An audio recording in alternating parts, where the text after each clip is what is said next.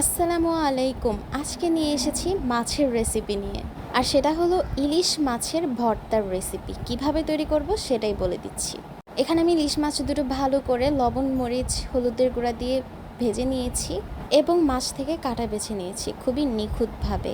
এখানে আমি ব্যবহার করব পেঁয়াজ কুচি, ধনিয়া পাতা, সেই সাথে লবণ। যেহেতু ভাজা মাছে আগেই লবণ দিয়েছি তো এখানে পরিমাণ মতো দিচ্ছি। এখন দিয়ে দিব পরিমাণ মতো সরিষার তেল, এখন শুকনো মরিচের গুঁড়া। এই সবগুলো উপকরণ ভালো মতো মেখে নিব। এখানে মরিচ অবশ্যই আপনারা আপনাদের ঝাল অনুযায়ী দিবেন।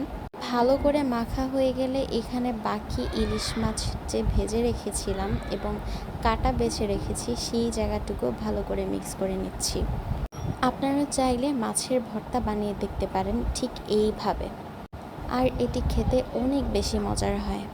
যাই হোক, ভালো লাগলে লাইক, কমেন্ট, শেয়ার করে রান্না শহর ফেসবুক পেজ ও ইউটিউব চ্যানেলের সাথে থাকবেন, আর অবশ্যই সাবস্ক্রাইব করতে ভুলবেন না। টাটা।